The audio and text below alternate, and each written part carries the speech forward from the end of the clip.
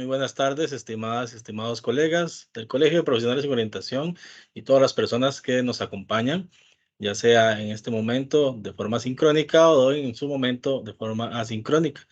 Gracias por el interés mostrado en esta actividad, en la cual es muy relevante para nosotros y que ha sido pues un esfuerzo de trabajo, de reuniones y de contactos para poder llegar acá y dar inicio con este ciclo.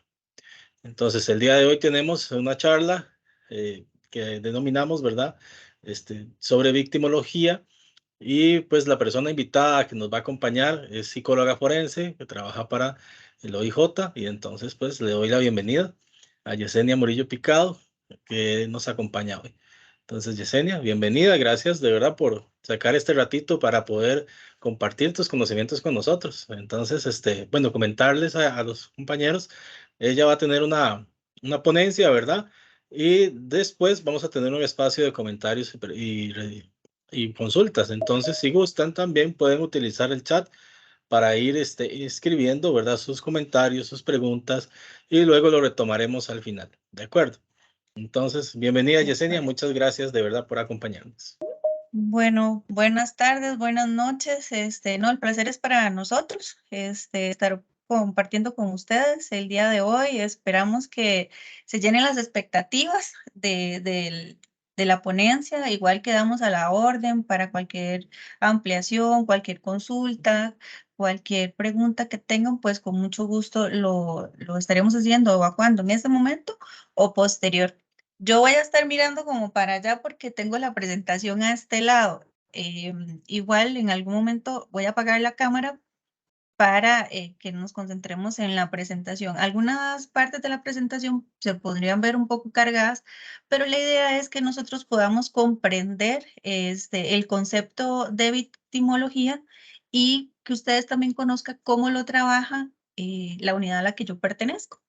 Entonces les voy a resumir un poquito. Yo pertenezco, como dijo don David, al organismo de investigación judicial, a una unidad que se llama Unidad de Análisis del Comportamiento Criminal. Nosotros ahí trabajamos crímenes violentos como son violadores en series, homicidas en serie, secuestros y si bien es cierto, todo delito por sí mismo es violento, pues nosotros trabajamos este tipo de delitos cuando el victimario es desconocido para la víctima, porque nosotros trabajamos bajo la metodología de perfilación criminal y dentro de la perfilación criminal pues está un apartado muy importante que es la víctima. Entonces, yo acá les traigo algunos conceptos, tanto desde la criminología como nosotros lo aplicamos en los casos que nosotros analizamos. Y lo más importante que también conozcan que nosotros somos una herramienta más en el proceso de investigación que lleva el OIJ. Nosotros, le respondemos al investigador, no le respondemos al juez, o sea, es el investigador el que nos pide.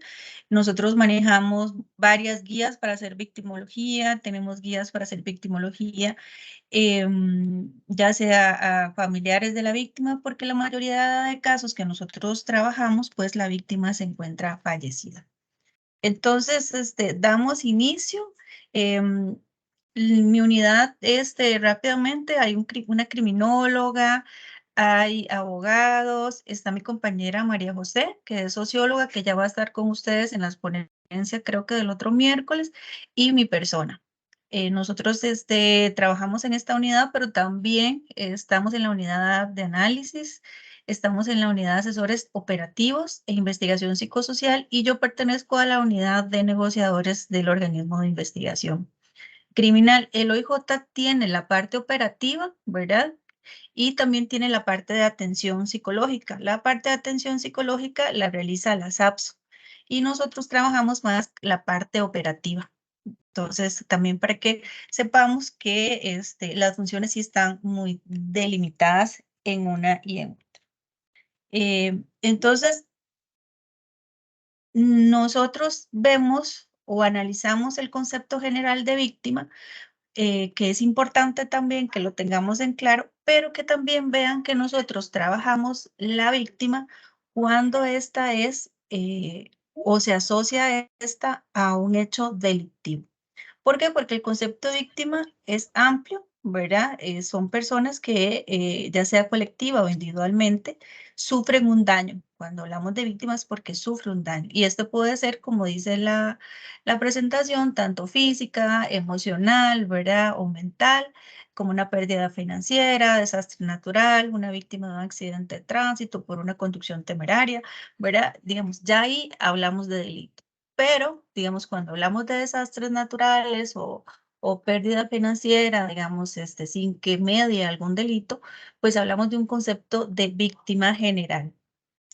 Lo otro que también nosotros tenemos que concientizarnos y valorar es que comúnmente nosotros escuchamos la palabra victimizarse.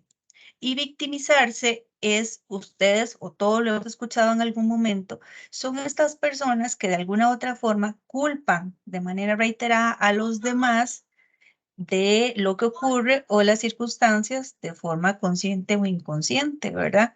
Y desvinculan su propia responsabilidad de los hechos. Entonces, eso es importante que nosotros lo valoremos porque, regálenme un momento. Porque ellos, es que tengo, bueno, grabación en vivo, tengo a mi hijo jugando en la casa, y se escuchan los gritos, perdón. No se preocupe. Voy a decirle que, En realidad casi no se escucha. Yo escuché, pero muy de largo. pero no se escucha. Casi no, en realidad. Bueno, perdón, voy a decirle que,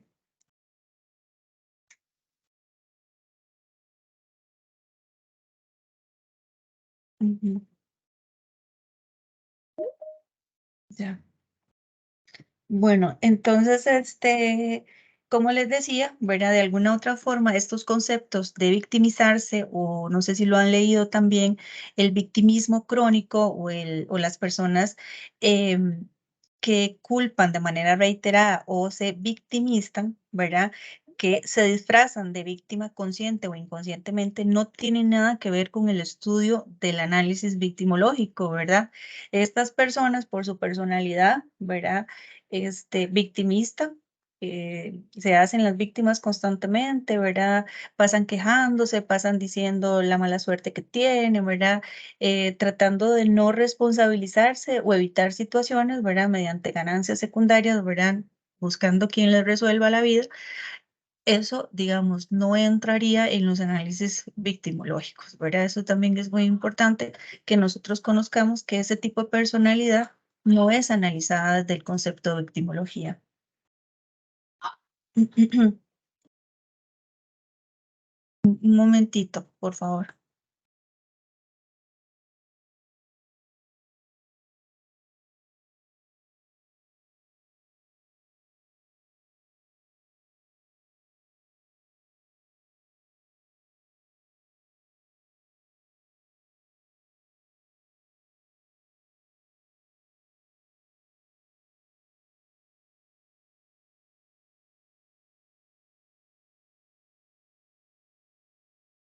Qué pena, pero es que yo sí lo escuchaba. Bueno, entonces es importante que nosotros tengamos claro que desde la victimología, tal cual nosotros la trabajamos, todos este tipo de personas o este tipo de conceptos no es analizado desde la victimología. Nosotros buscamos antecedentes que tengan relación con el delito. Algo importantísimo es que históricamente nunca se había visto una sociedad como la actual preocupada por la víctima como la nuestra, ¿verdad? Anteriormente las víctimas eran ignoradas o no eran ni fuente de información, no se les hacía entrevistas a profundidad, ¿verdad? No se les preguntaba acerca del crimen como tal, ¿verdad? Ni el impacto que eso tenía tanto para la persona víctima como para la sociedad. Entonces empieza, digamos, desde los 50 y 60, ¿verdad? Un pequeño grupo empieza a analizar y empieza a decir, bueno, estas personas tienen información importante. Nosotros necesitamos conocer por qué es que se están dando estos actos criminales y empiezan a buscar todas estas partes que se involucran en los procesos judiciales y visualizan a la víctima como importante en el proceso judicial y en el proceso de victimización, que lo vamos a ver ahora. Es Estados Unidos que inicia en los 70, ¿verdad? Empiezan a impartir cursos de victimología. Todavía había como cierta confusión en cuanto al objeto de estudio, ¿verdad? Algunos trataban de vincular a la víctima como responsable del acto criminal, otros querían ver a la victimología como una disciplina aparte, otros querían incluirla dentro de la criminología, pero sí, en Estados Unidos es donde se empieza a visualizar, visibilizar, perdón, la importancia de la víctima en el proceso, tanto como sujeto activo como pasivo. Se da en el 73 un congreso casi 50 años atrás sobre victimología a nivel internacional. Fue un auge. Existen muchos autores a nivel mexicano, Manzanero y otros sumamente importantes que hablan sobre el papel fundamental y activo de la víctima en todo el proceso y cómo ésta, de alguna u otra forma, se le había negado su participación y se le había puesto eh, o se le daba a callar y no se le daba la importancia que realmente requería. Actualmente nosotros cuando hablamos de victimología, hablamos de un estudio científico, hablamos de un análisis tanto de la víctima como del proceso de victimización, que lo vamos a ver ahora, que se divide en tres, que es la primaria, secundaria y la terciaria, y cómo, de alguna u otra forma, ustedes, o la mayoría de los que nos están escuchando, entran en ese tipo de victimización al quedar expuestos a los relatos de estas personas que de alguna u otra forma han sido violentadas, agredidas, violadas, golpeadas, y les han transmitido a ustedes su sentir y de alguna otra forma, pues somos seres humanos y llegamos a absorber y nos volvemos también, de alguna otra forma, víctimas de un proceso de victimización que vendríamos siendo esta victimización terciaria. Pero ahora la vamos a ver tal vez con un poco más de detalle. Entonces, el estudio científico, claro, porque tenemos un objeto de estudio, ¿verdad? Que es la víctima y la relación que ella tiene con el proceso delictivo. Aquí, digamos, yo les pongo la victimología desde la criminología, pero siempre tenemos que tener en cuenta, que yo se lo decía a David, que existen ahorita dos posiciones. Unos que ven a la victimología como una disciplina aparte de la criminología, ¿verdad? Y otras que dicen, no, la victimología sí tiene sujeto de estudio, utiliza el método científico, es una disciplina, es una ciencia social aparte. Entonces ahí están como las discusiones, de ambos campos, pero lo que tienen en común es el objeto de estudio, ¿verdad? Que es precisamente la víctima, sus características tanto de personalidad, física, perdón, de contexto y la relación que tiene con el delincuente. Y obviamente el rol dentro de la situación delictiva que ella va a cumplir. Porque como vamos a ver ahora, la víctima puede ser seleccionada, ¿verdad? Puede ser de oportunidad. Es una disciplina que al utilizar el método científico permite de alguna u otra forma hacer inferencias o hipótesis con los datos que se tienen de la persona víctima. Sin embargo, el daño que experimentan las víctimas no podemos decir que es un fenómeno aislado, ¿verdad? Que solo afecta específicamente a la víctima, sino que somos conscientes que al estar inmersos en una sociedad y en un contexto en el cual nos desarrollamos, se transmite el malestar y el deterioro, tanto en la calidad de vida de las personas, de la comunidad, como en la propia víctima afectada.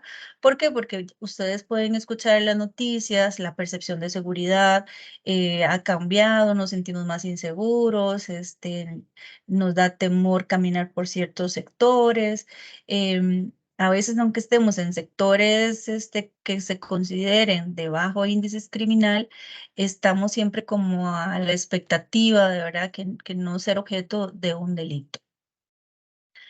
En síntesis, en este momento ya nosotros podemos indicar que la víctima para nosotros dentro de la institución y en lo que elaboramos, podríamos decir que es la persona física, grupo, colectividad afectada directa o indirectamente por un delito y las consecuencias. Siempre vamos a hablar de la parte victimológica cuando haya relación de un delito. ¿Por qué? Porque el OIJ trabaja los delitos. Las personas van a poner la denuncia cuando son objetos de un delito. Y nosotros lo que vamos a hacer es un análisis victimológico tratando de colaborar en el proceso de investigación de esta persona. ¿Por qué? Porque nosotros partimos de una premisa. Entre más se conozca a la víctima, más nos vamos a acercar a la persona ofensora. Aquí también existe lo que comúnmente nosotros llamamos victimología forense. Y la victimología forense es,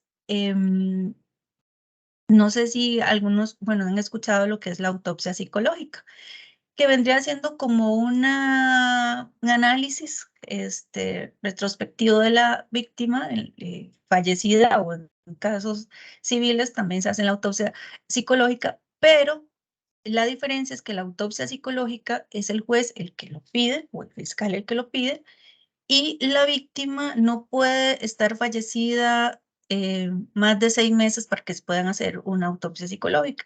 Nosotros hemos trabajado desde la victimología forense 1 o hasta 2 años de fallecida la víctima, y hemos logrado sistematizar tanto el estilo de vida de la víctima como los eventos situacionales, ¿verdad? Entonces, son 2 técnicas que pueden llevar a un buen resultado, pero nosotros al responderle al investigador podemos ir un poco más allá, ¿verdad? Si bien es cierto, no vamos a entrevistar a ninguna persona relacionada con el sospechoso o la persona sospechosa, sí tenemos la posibilidad desde nuestra posición hacer entrevistas.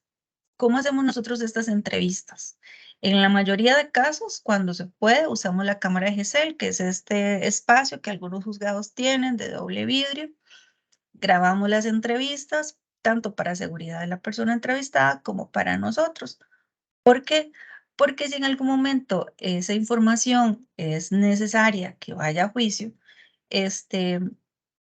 queda claro o queda en evidencia que nosotros no coaccionamos a la persona entrevistada para que nos brindara la información. Entonces, eso sería muy bien utilizado a la hora de un juicio. ¿Qué buscamos con la victimología forense? Esta esquematización minuciosa, objetiva, tanto del estilo de vida de la víctima como las circunstancias que la lesionan o que le provocan la muerte. Como les decía, nosotros, la mayoría,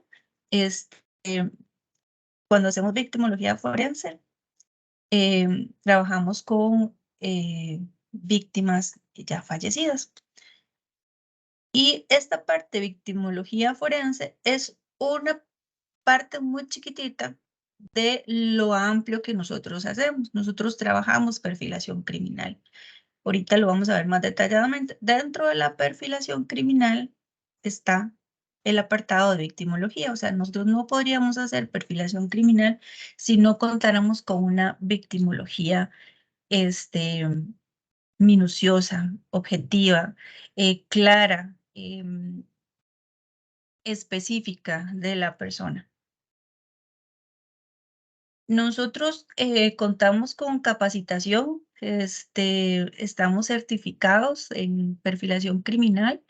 Este señor, el doctor Torbe, es uno de los perfiladores a nivel mundial, y nosotros tuvimos la posibilidad de capacitarnos el año pasado mediante un diplomado, y fue un diplomado en perfilación criminal en derechos humanos, y él nos da a nosotros unas bases teóricas que nos permiten analizar la victimología desde 2 aristas, tanto a nivel ideográfico, ¿verdad? Que nos centraríamos en las particularidades individuales y únicas del objeto de estudio, que en este caso sería la víctima, y la relación con el acto criminal, y la parte nomotética, ¿verdad? Que son los estudios de casos, ¿verdad? Que nos sirven a nosotros de otros crímenes violentos, ¿verdad? Para poder nosotros de alguna forma direccionar la investigación. Nosotros trabajamos un método que es el método VERA, por las siglas, Víctima, Escena, Reconstrucción y autor. También trabajamos la parte de la metodología BEA, que es el análisis de la evidencia criminal, que es el sistema que el doctor Torbey nos vino a enseñar. El BERA es un sistema español y este es un sistema canadiense-americano. Y muy utilizado en México a la hora de trabajar lo que son los femicidios. También hemos contado con la capacitación de Colombia y Colombia también trabaja con esta metodología del doctor Torbey. Entonces nosotros nos sentimos como muy seguros a la hora de abordar o realizar un análisis victimológico. Con el análisis victimológico forense, nosotros estamos reduciendo el sesgo al analizar a la víctima, porque lo hacemos mediante el método científico, como les decía, pero muy objetivo. No le decimos, o sea, no somos los mejores perfiladores, pero sí tratamos de hacer mejor nuestro trabajo, evitando el sesgo. ¿Y cómo evitamos el sesgo? Tratando de minimizar o erradicar los prejuicios que podrían contaminarnos nosotros a la hora de hacer una victimología forense. Ahora vamos a ver dos términos que son importantísimos, que nosotros no tenemos que ni idealizar a una víctima y tampoco tenemos que darnos o menospreciar a una víctima por su condición. Entonces, eso nos ayuda a nosotros a reafirmar que el trabajo que estamos haciendo va reducido o se reduce el riesgo o el sesgo de la información que nosotros vamos compilando. La victimología forense no se debe asociar con tratamiento, con castigo, ¿verdad? O con temas de juzgados. La victimología forense lo que busca es comprender esas particularidades individuales y únicas que llevaron a esta persona a ser víctima en un momento específico determinado. Eso es lo que nosotros vamos a tratar de establecer mediante nuestro análisis, mediante nuestro estudio. No sé si ustedes han escuchado de esta sección que tiene el OIJ, que es el CIORI, que es la sección de inspecciones oculares y recolección de indicios. Ellos hacen todo el levantamiento físico de la evidencia. Nosotros, desde nuestra área, hacemos exactamente lo mismo, recopilamos y estudiamos de manera coherente toda esa evidencia conductual que queda en la escena del crimen, que queda en la víctima, que podemos inferir en el modo de operar, ¿verdad? Lo hacemos con igual suspicacia, minuciosos, muy objetivos para tratar de lograr la mayor cantidad de datos probados, ¿verdad? Porque también nosotros podemos hacer una victimología, pero tenemos que estar claro que la persona que nos va a dar la información sea creíble. Por ejemplo, si vamos a hacer una reconstrucción de su época escolar, pues, ¿dónde vamos a ir? Primero a la escuela, indagar en qué escuela. Si vamos a irnos a la parte de salud, bueno, ¿dónde vivía? ¿A cuál EBAES iba? Identificar enfermedades, embarazos, problemas de alcoholismo, insomnio, trastornos de personalidad, trastorno psiquiátrico, ¿verdad? Siempre tenemos que tener claro qué es lo que vamos a ubicar o buscar en determinada área. Cuando hacemos la victimología forense, nosotros tenemos guías, como yo le decía, con áreas y tenemos preguntas específicas, igual del área familiar, de la niñez, de la parte familiar, de los hobbies, de los gustos, de los intereses, de los amigos, de los amigos conocidos y de los amigos no tan conocidos. Entonces, es así como se va a ir analizando y vamos reconstruyendo lo que es la perfilación criminal. La victimología es parte de esta parte que nosotros, valga la redundancia, de esta etapa relacionado con el perfil criminal. Y el perfil criminal, ¿qué es lo que busca? Es reconstruir la motivación que llevó a esa persona a delinquir, por qué esa víctima y lograr inferir por qué en ese momento, por qué a esa hora y por qué ese delito. Nosotros hemos escuchado también en la prensa que, por ejemplo, una persona fue víctima de asalto y terminó fallecida. Nosotros analizamos digamos, la personalidad de esa víctima o los rasgos de esa víctima.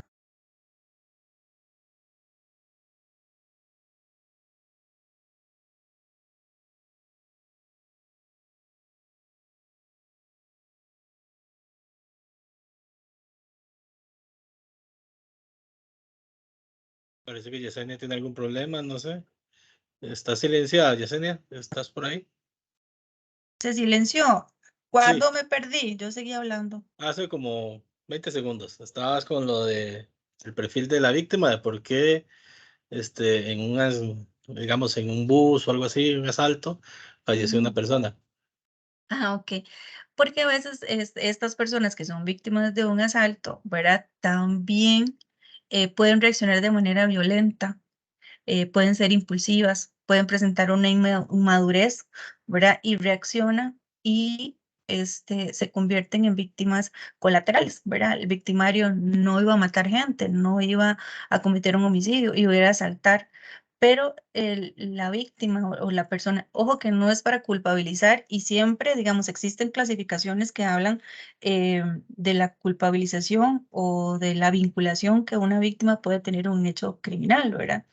A eso es lo que me refiero, ¿verdad? Digamos, el delincuente va a robar, se topa con una persona también violenta, se topa una persona que lo confronta y termina asesinando a esta persona, ¿verdad? Entonces, digamos, todo este análisis de esta persona fallecida a nosotros nos ayuda a comprender cómo esta persona muere, ¿verdad? Y nos damos cuenta, bueno, que pudo haber sido por su mismo nerviosismo, que no supo cómo actuar eh, o que lo confrontó, ¿verdad? Entonces esto, de alguna otra forma, nos da esa explicación que es lo que nosotros tratamos de descifrar. ¿Por qué? ¿Cuál es el motivo? O sea, el motivo del delincuente no era matar a esta persona, ni la conocía, ni tenía interés en hacerlo, era asaltar.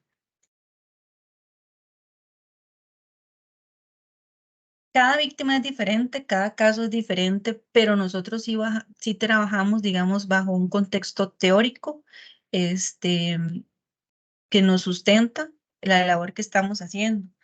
Sí, no podemos ignorar el historial de esta persona, porque ignorar esto sería como eliminar una parte de la víctima y esto generaría dudas y sesgos en el proceso de investigación, ¿verdad? Y en el registro de los hechos, que es lo que le interesa al investigador. Todos los que estamos acá, digamos, tenemos una vida que es pública, una vida profesional, una vida que nos mostramos a todos, ¿verdad? A nuestros familiares, pero también tenemos una vida privada que tal vez compartimos con algunos amigos cercanos y familiares. Pero también hay una vida sexual o una vida muy íntima que es de cada quien, ¿verdad? Que cada persona la vive a sus gustos, a sus intereses, ¿verdad?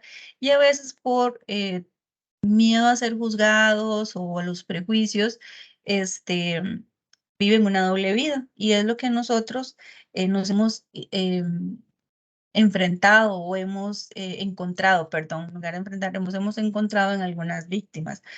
Que las familias no sabían, por ejemplo, que consumían droga, o la familia no sabía su orientación sexual, o la familia no sabía de sus prácticas sexuales, por ejemplo, como la fixiología, ¿verdad? Y en una de esas, en estas prácticas, pues la persona muere. Y entonces lo que primero se inicia es como una investigación por homicidio, pero después usted se va dando cuenta, bueno, que sí hay un hecho, pero que bueno, que el móvil no era matar a la persona, era generar un placer sexual, pero se les fue de la mano. Entonces, digamos, con el análisis victimológico, nos ha ayudado, digamos, como a ampliar el proceso de investigación. Todos tenemos un mejor amigo o una mejor amiga que le contamos ciertas cosas, entonces síganle contando, ¿verdad? No queremos ser víctimas de delito, pero siempre hay alguien que sabe. A veces no son las personas más conocidas por el ámbito familiar, pero siempre hay alguien que te da esa información.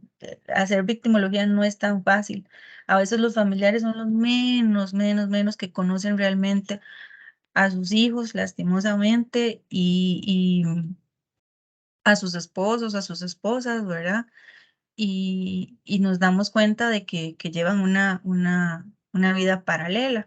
No con eso los hace mala persona, no con eso estamos para juzgarlos, pero sí, a veces es más difícil cuando nos encontramos con ese tipo de vida, ¿verdad? Que no es coherente con lo que encontramos, con lo que nos dicen.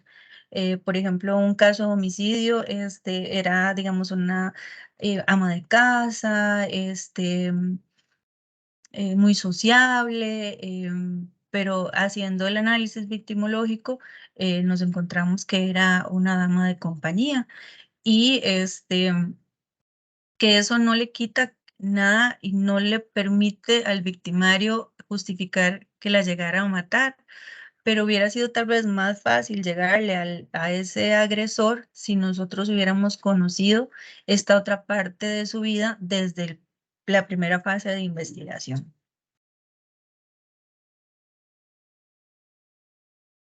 Este principio rector, que era el que yo les decía en algún momento, es, dice, un entendimiento completo de las víctimas y sus circunstancias van a permitir una correcta interpretación de los hechos de un caso, lo que a su vez va a permitir una interpretación exacta de la naturaleza de los daños o pérdida y subsecuentemente nos hablará del agresor. ¿Qué quiere decir eso? Lo que les decía. Entre menos conozcamos la víctima, menos conoceremos sobre el crimen y la persona agresora. No sé si ustedes se acuerdan de los crímenes de las mujeres en condición de calle, eh, que fue eso en el 2018, 2020, eh, que eran mujeres indigentes que se encontraban en la calle, se encontraban en sitios donde ellas se prostituían de alguna otra forma para lograr el consumo de drogas. Y entonces, desde ese análisis, nosotros de alguna forma pensábamos que la persona agresora era una persona que se movía en su mismo entorno.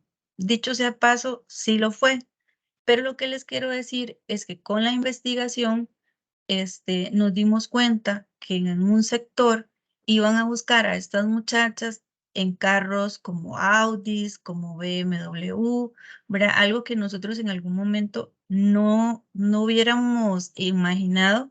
eh, este tipo de personas buscando estas muchachas en condición de calle, con alto riesgo de que se llegaran a contagiar, ¿verdad? Pero bueno, así fue, ¿verdad? Entonces nosotros, por eso les decía, hemos aprendido también a evitar, digamos, esos prejuicios. Efectivamente, el agresor sí era también de condición de calle, era recolector de chatarra y todo lo demás, pero también en el proceso de investigación se identifica otra población que también frecuentaba a estas mujeres. Entonces también eso es importante. Nosotros clasificamos a las víctimas en dos áreas que aquí se ven muy escuetas, pero sumamente amplias. Cada una de ellas tiene un sinfín de variables, pero este es como el resumen. Nosotros analizamos la exposición de la víctima dependiendo de su estilo de vida. Entonces, ¿cómo hacemos esto? ¿Verdad? Buscamos su entorno habitual, las características personales de ellas y las elecciones pasadas, si eran consumidoras de drogas, si tenían antecedentes, cómo era su relación con sus familiares y su estilo de vida, digamos, cómo se relacionaba. Pongo el caso de las indigentes, pero igual, como a nivel laboral, si tuvieran un trabajo, a nivel médico también. Eh, Sobre la exposición situacional, se refiere a la cantidad real de exposición o vulnerabilidad al daño. Esto tiene que ver con el resultado que esta persona se exponga al ambiente en el momento de su victimización, ¿verdad? tanto por el estilo de vida, ¿verdad? Que puede ser de alto, mediano o bajo riesgo. ¿Qué sería una persona de alto riesgo de ser victimizada? Tal vez una sexoservidora, un indigente o una maestra que se levante y tenga que dar clases en un sitio muy alejado y que no tenga los medios para un vehículo y tenga que caminar por un cafetal a las 4:30 de la mañana. Su estilo de vida es, lo que les quiero decir es que es un estilo de vida que nosotros interpretaríamos como adecuado, ¿verdad? Es una mujer que sale a trabajar, pero está viéndose expuesta a esta situación, a esta exposición, porque por la hora que sale a su trabajo. O las mujeres que salen de las empresas y no tienen buses y no tienen cómo, ¿verdad? También se ven expuestas tanto por su estilo de vida, ¿verdad? Que están haciendo su función de trabajo y todo lo demás, a una exposición de ser víctimas en algún momento. Lo que les decía el ejemplo del bus, hay muchos rasgos generales del estilo de vida que pueden influir en la exposición de una víctima. Por ejemplo, la agresividad que les decía, ¿verdad? Es más probable que las personas que son agresivas entren en conflicto y se vuelva más agresiva la situación. Las personas que son impulsivas no planifican ni valoran las consecuencias de sus actos, entonces podrían ser más propensas. Conductas autodestructivas, por ejemplo, los conductores temerarios, beber en exceso, todo esto podría poner a una persona en una situación de victimización. También la pasividad, ¿verdad? Que puede ser personas excelentes objetivos para los delincuentes. Por ejemplo, las personas o en los casos, digamos, las mujeres que son obligadas en los centros penales a introducir droga, ¿verdad? Que ellas puede ser que sean violentadas, agredidas o coaccionadas y son detenidas con las drogas, cometen un delito, ¿verdad? Y tienen que cumplir el proceso judicial y la pena para lo cual, pero tal vez por su pasividad, ¿verdad? Es que son blancos para este tipo de personalidades delincuentes.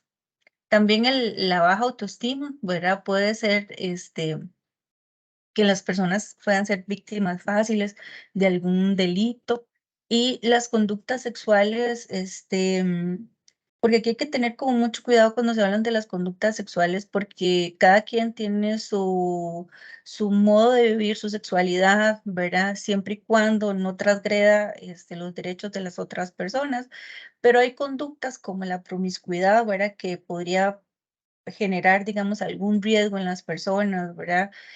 Personas que también, valga la redundancia, que en una relación tal vez extramarital o extranoviazgo, ¿verdad? Tienen un amante y tal vez presenta características celosos o de posesivos, ¿verdad? Entonces, este, se vuelva violento, ¿verdad? O que yo les ponía, el ejemplo de la asfixia, ¿verdad? O el bondage, que es un tipo de forma de generar placer, que es como que amarran a las víctimas. Igual pueden ver imágenes en internet, del bondage, ¿verdad? Porque de alguna otra forma también, les puede ocasionar que se vuelvan víctimas, ¿verdad? O en relaciones sadomasoquistas donde los dos consientan en algún momento, se puede ir la mano y alguno de los dos puede fallecer. En este caso, más la parte, que le gusta que le inflijan el dolor que la otra, ¿verdad? Pero todo esto hace que este estilo de vida exponga a la víctima a un mayor riesgo de, valga la redundancia, de ser víctima de un delito que le pueda causar la muerte. O verse también privada de libertad por esta pasividad o por estas conductas autodestructivas o por esta agresividad e impulsividad, ¿verdad? Pueda llegar a fallecer por tratar de confrontar, digamos, a una persona que está cometiendo un robo o que está cometiendo otro acto criminal.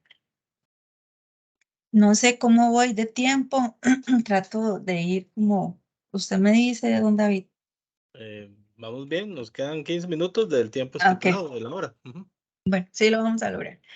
También es importante, nosotros hablamos, lo que les decía, sobre la selección de la víctima.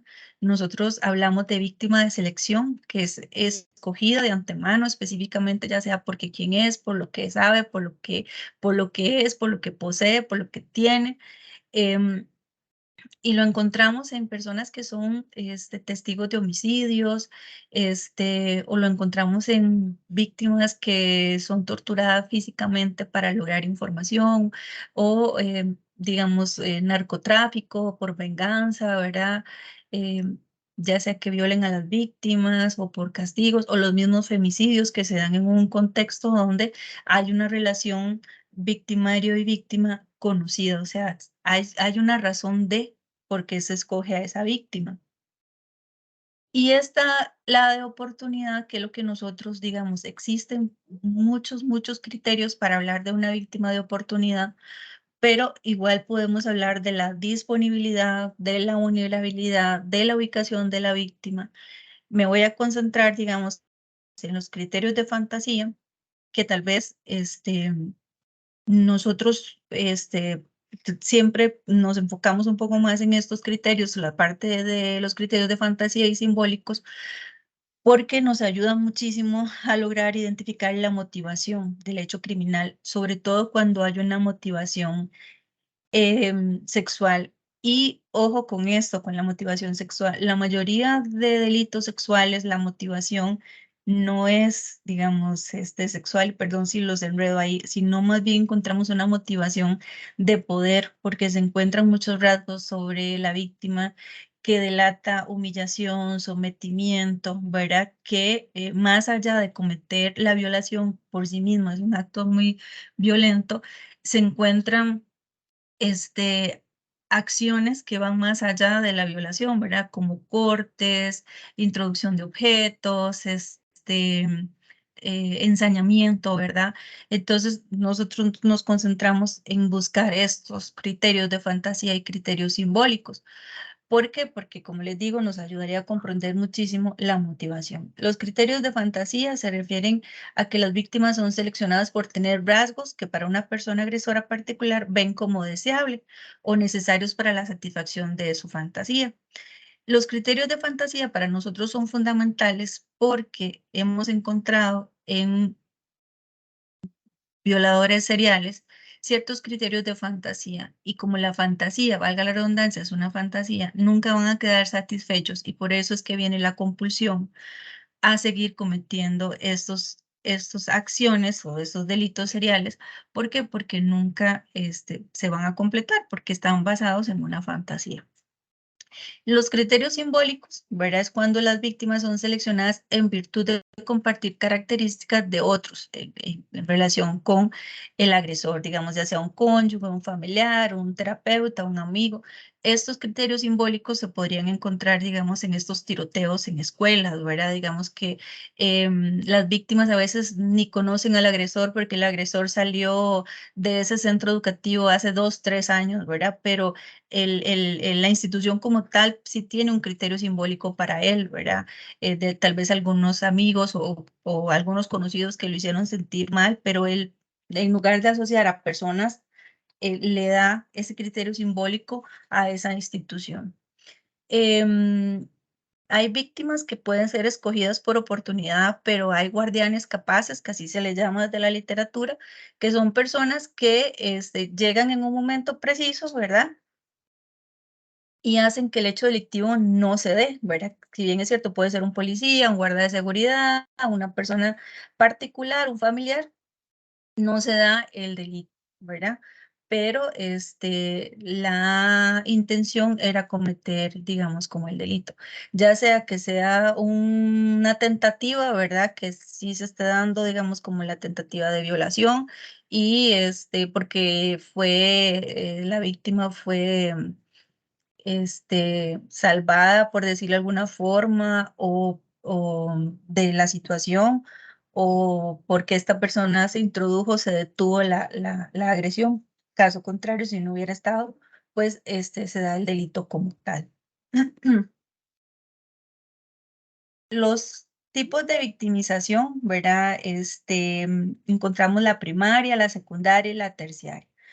Esto es un momento importante, aunque suene muy básico. La primaria, como lo dice, está dirigida contra la persona que sufre el hecho delictivo directo. La secundaria es que la víctima, como parte del proceso tanto judicial y como de investigación, se victimiza ante situaciones. ¿Por qué? Porque tiene que contar lo mismo a los especialistas, al investigador, al psicólogo, al juez, al fiscal, al otro abogado, ¿verdad? Y también se ven los prejuicios que tenemos como todos seres humanos porque hemos crecido en diferentes contextos. Entonces, llega una víctima a un proceso de investigación y pero ¿por qué usted andaba sola? ¿Y por qué usted andaba vestida de esa forma? ¿Y por qué usted no cogió un taxi? Siempre, digamos, tratan de revictimizar a esta víctima. Entonces, tras de que ya es víctima de un evento delictivo, el mismo proceso judicial, la victimiza. Entonces, muchas mujeres, por ejemplo, en condición de calle, que han sido violentadas sexualmente, ya no ponen las denuncias porque consideran que no, como para qué, ¿verdad? Si les van a estar juzgando y todo esto. Y la terciaria, que tendría que ver mucho con nosotros, ¿verdad? Se refiere a la víctima del delito, no solo a la persona que sufrió el acto, ¿verdad? Sino también al victimario y a las personas que se relacionan con el victimario y la sociedad en general. Y aquí nosotros también como profesionales, ¿verdad? Los médicos, los peritos, los profesionales en psicología, maestros, orientadores, policías, jueces, todos los que somos o lo que tenemos que escuchar estos discursos de mujeres, de niños, de hombres violentados, agredidos, golpeados, violados, ¿verdad? De alguna u otra forma nosotros también estamos siendo o entramos en este círculo de victimización. O sea, ¿por qué? Porque todo esto nos carga. De ahí lo importante del autocuidado para estas personas que están constantemente escuchando o en ambientes donde se ubica esta población, ¿verdad? Porque de alguna u otra forma, nosotros también partimos del hecho que somos un país que ha firmado sus convenios, lo que ustedes, digamos, los convenios, tratados sobre derechos humanos en cuanto a la población penitenciaria, ¿verdad? Nosotros no somos quien para juzgar, nosotros no somos jueces. Si estas personas están privadas de libertad, ¿verdad? Deberían de estar en las condiciones básicas necesarias, ¿verdad?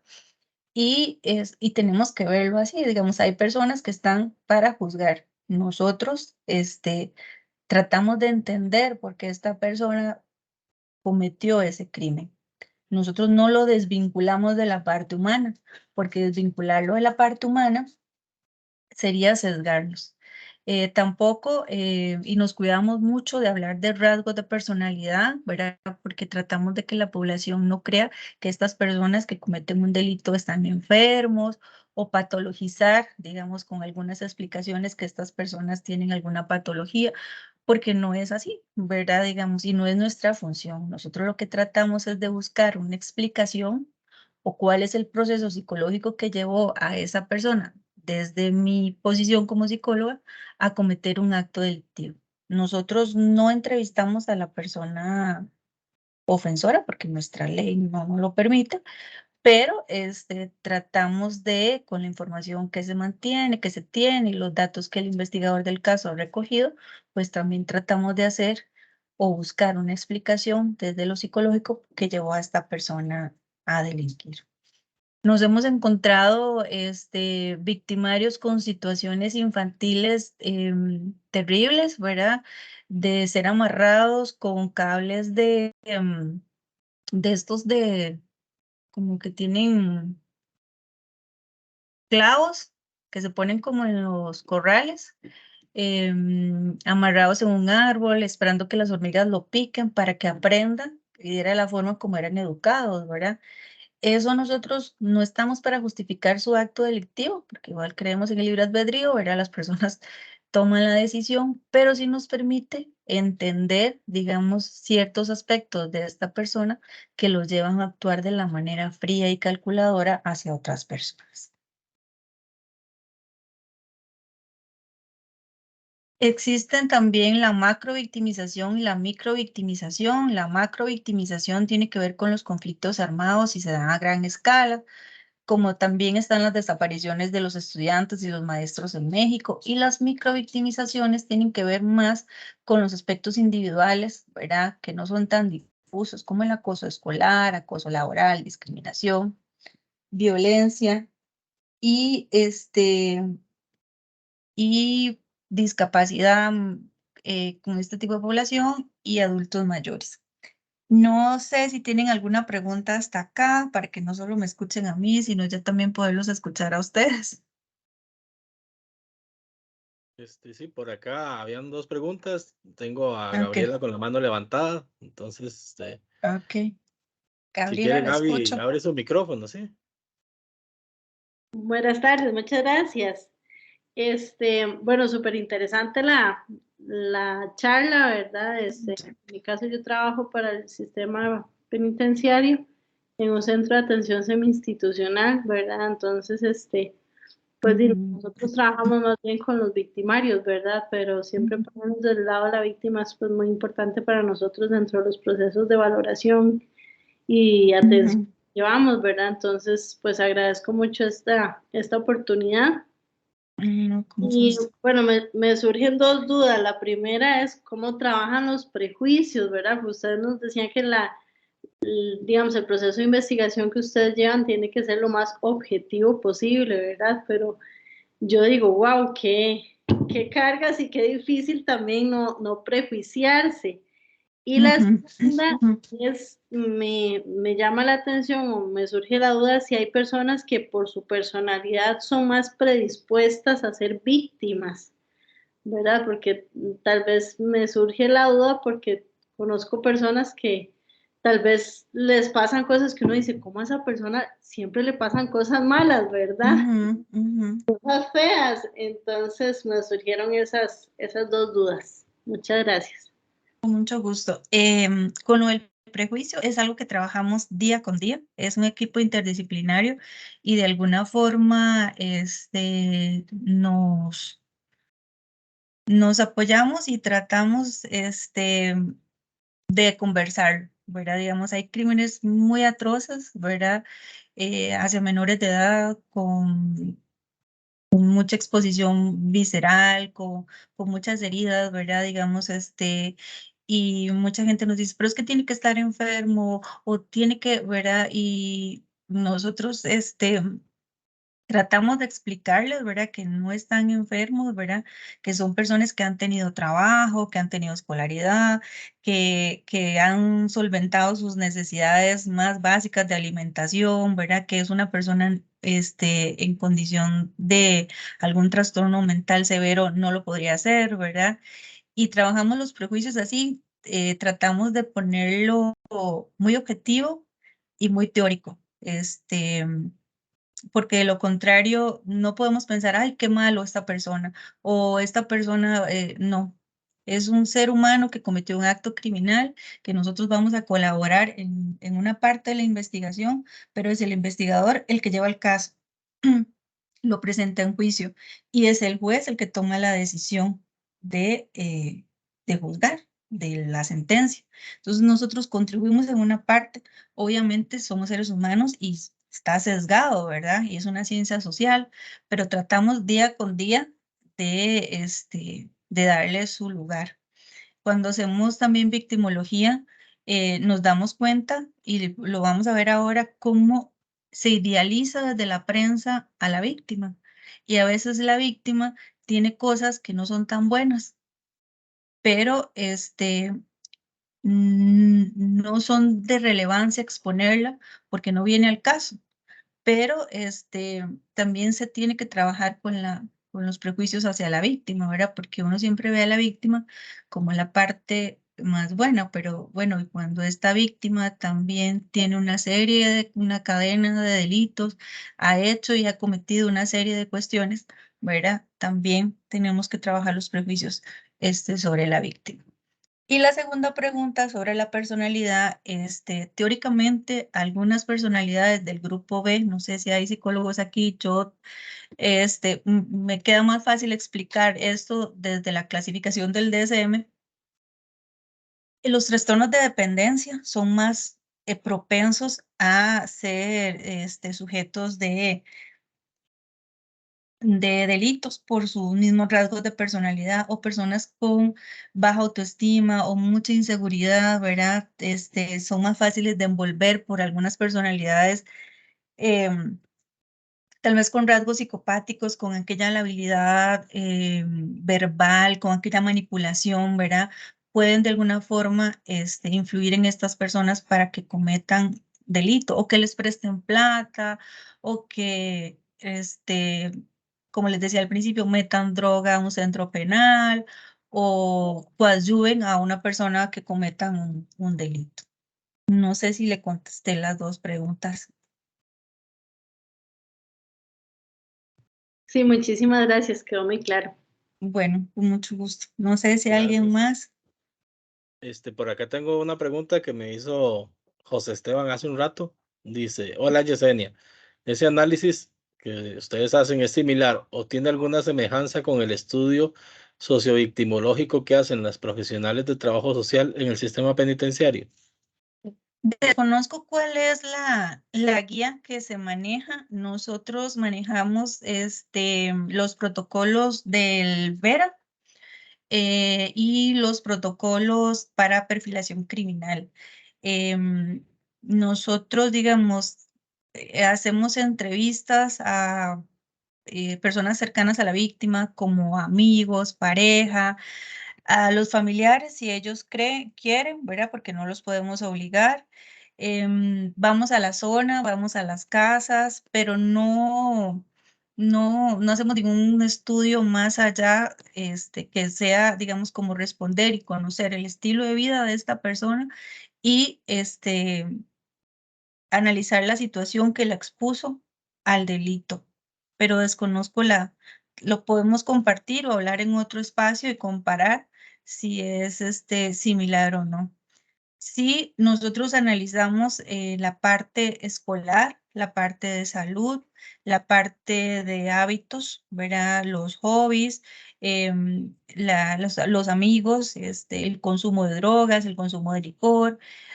Tratamos de ser muy específicos, ¿verdad? Porque que una persona consuma licor no la hace una alcohólica.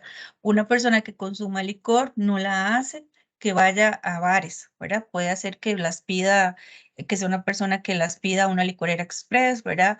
O que sí sea un consumidor de drogas, pero nunca vaya a un bar, ¿verdad? Entonces, digamos, todo eso se hace minuciosamente. Si tiene armas, si no tiene armas registradas, si sabe manejar armas, si no sabe manejar armas, si tiene antecedentes, si tiene salidas del país, a dónde, si viajó sola, digamos, no sé cómo, si es diferente o no. Al igual lo podríamos discutir en otro espacio, ¿verdad? Porque sería importante también enriquecernos de las dos áreas. Gracias, Yesenia. Por acá Melissa también nos ponía, este principio rector aplica aunque las víctimas y el agresor no se conozcan y el delito haya sido un caso fuertito. Creo que ya lo Ujú. habías contestado, Sí, ¿verdad? Ujú. sí, de hecho nosotros lo que más trabajamos son casos desconocidos, ¿verdad? Y este principio casi está más dirigido cuando la víctima y el victimario no se conocen, ¿verdad? Porque cuando se conocen, pues todavía hay más herramientas, o en el, ¿verdad? De los casos no nos llega a nosotros, porque nosotros lo que trabajamos son cuando la relación de víctima y victimario es desconocida, porque es donde se puede realizar realmente un perfil criminal. Perfecto. Y por acá Gabriela nos pregunta, ¿cuánto tiempo aproximadamente toman realizando un estudio victimológico? Dentro del perfil criminal, nosotros hacemos la victimología. Entonces, depende de muchos factores. Por ejemplo, para nosotros es importante contar con los exámenes, primero con la autopsia médico-legal, ¿verdad? Saber la forma y la manera de muerte de esta persona víctima, conocer los análisis toxicológicos, ¿verdad? Entonces dependemos de muchos oficinas dentro del organismo de investigación, pero nunca se ha durado por caso más de 3 meses. Digamos, lo que nos detiene es digamos, los análisis, porque son muchísimos y nosotros no tenemos injerencia como decirles, vea, estamos trabajando este caso, ustedes nos ayudan con la autopsia, pero sí dependemos de esa información y los análisis toxicológicos se duran un montón, ¿verdad? Porque que alguien nos diga, sí, ella no consumía, nos dimos en el análisis victimológico y aparece un índice importantísimo de droga en su organismo, podríamos pensar que, ¿verdad? Así, que pudo haber muerto de una sobredosis o que alguien trató de evitar algún otro crimen o empezamos nosotros a hacer inferencias o hipótesis de por qué una persona que mediante el análisis victimológico nunca consumió aparezca fallecida con una sobredosis, ¿verdad? Y también el tipo de droga.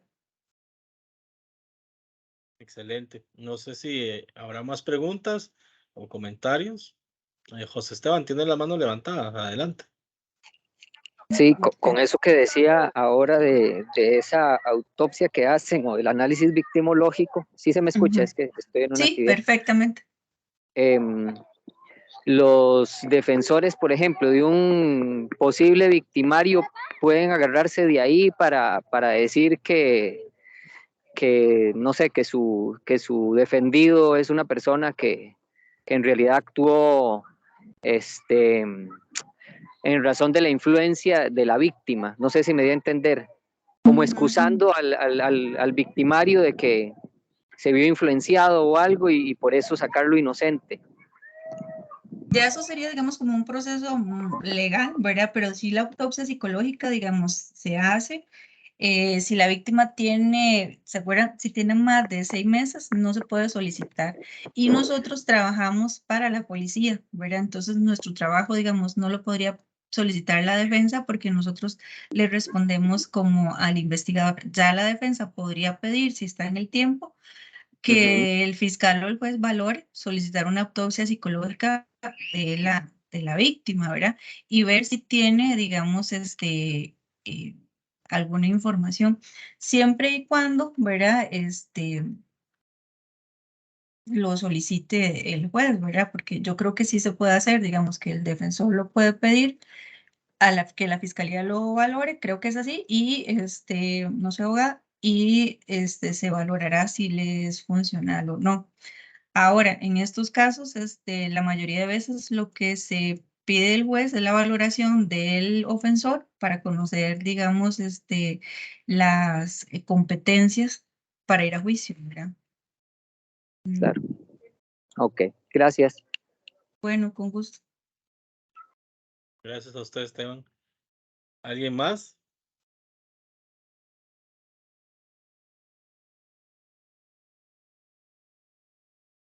Ok. Bueno, ya hemos cumplido el tiempo que tenemos estipulado. En realidad yo me llevo muchísimo aprendizaje, Yesenia. Muchas gracias de verdad Mucho gusto. por todo el conocimiento que nos has compartido. Nunca había escuchado el tema de autopsia psicológica y de verdad que me Ajá. parece muy interesante. Así que muchas gracias. Sí, nosotros no lo hacemos, ¿verdad? Eso lo hace, digamos, la sección de psicología y psiquiatría forense y a esa solicitud del juez. Nada más antes de terminar, porque sí, ya quería dejarles esta filmina, ¿verdad? Que de alguna u otra forma, le voy a decir a María José que se los pase para que ustedes los puedan distribuir. Son 2 panfletos de cómo reportar un hecho delictivo ante el OIJ, ¿verdad? Nosotros tenemos la línea 808.000 OIJ, 808.645. No tiene costo, es 24/7, no está en la obligación de brindar información, es estrictamente confidencial. Y también existe este correo electrónico y tenemos este WhatsApp, ¿verdad? Que donde se podría poner, digamos, como alguna denuncia. Y para denunciar, ¿verdad? Lo único que nosotros necesitamos es que la persona nacional o fuera del país, vaya, ¿verdad? Cualquier persona puede ir a poner una denuncia, sea mayor o menor de edad, no hay requisitos para poner una denuncia. Y aquí vienen las sedes de nuestra institución, también pueden encontrar la página www.oij y ahí viene, digamos, mucha información de las estadísticas, de las unidades a las que nosotros trabajamos, del personal y ¿qué más? Bueno, de los laboratorios, de muchas unidades sumamente interesantes que tal vez quisieran como conocer un poco más a fondo. Igual agradecerles el espacio. Espero que les haya quedado claro, es muy amplio el tema, muy amplio y por eso yo les decía al principio, no sé si les responderé a las expectativas porque todavía no tenía como claridad de qué era realmente la necesidad, ¿verdad?, de conocer sobre el tema. Gracias, Yesenia. Nos quedaba el video, no sé si los querías compartir o... A mí me gustaría compartirlo, digamos, como para que nos concienticemos en Ok, que nosotros podemos poner un granito y en hacer un cambio. Entonces, si quieren lo ponemos para no hacer spoiler. de Y, acuerdo. muchas Voy a y ya después colocarlo. le hacemos la final y ya terminamos. De acuerdo, es un video de unos 4 minutos para que sepan por ahí que eso Sí, es tarda. cortito. Ya se lo van a poner.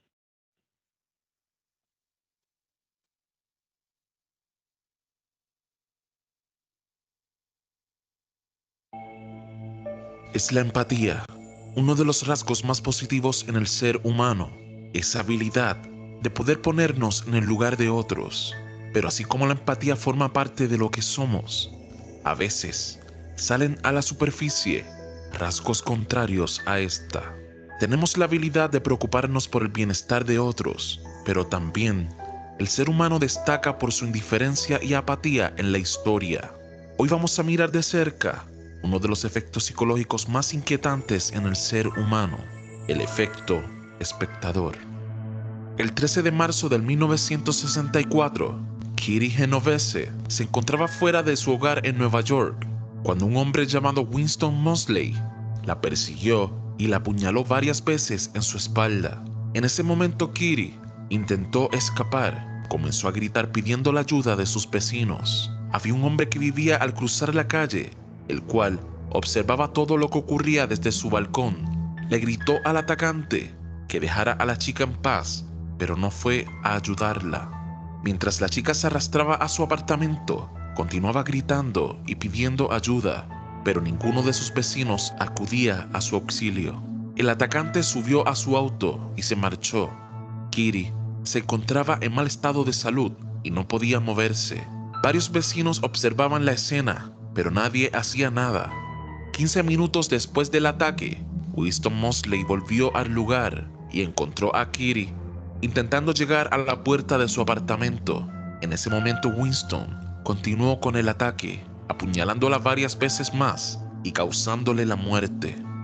Si tan solo uno de los vecinos hubiese buscado ayuda en esos 15 minutos posteriores al ataque, ella hubiese sobrevivido.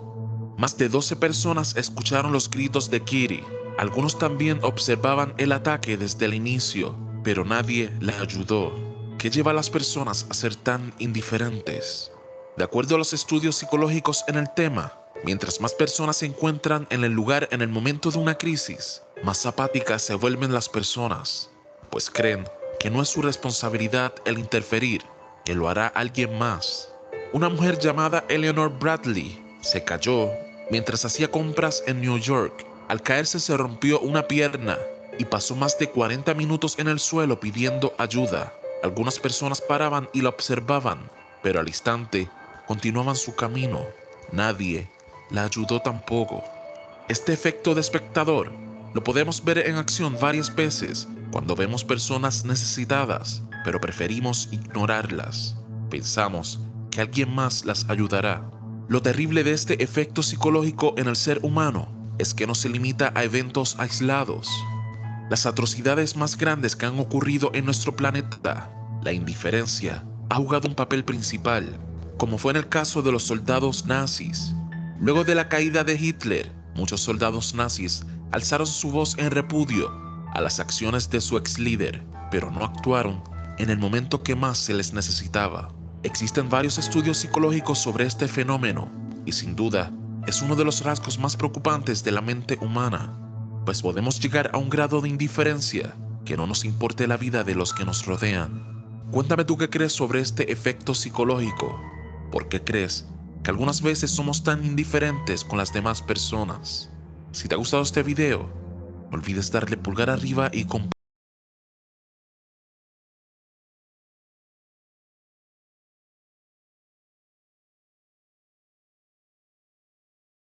Terminó, ¿verdad? Listo. Nada más ahí se los dejo, que dejemos de ser espectadores y denunciemos cualquier hecho delictivo que nosotros conozcamos, que podamos denunciar, hagámoslo, ¿verdad? Digamos, muchos niños, muchas personas vulnerables que podrían estar en una situación que las estén victimizando y puede estar en nosotros hacer el cambio. Entonces, igual los invitamos a que reporten el hecho delictivo, es anónimo y es estrictamente confidencial. Entonces, para que ya vayan a descansar y cualquier cosa a la orden, ahí queda mi correo electrónico y estamos en contacto. Muchísimas gracias por el espacio y buenas noches.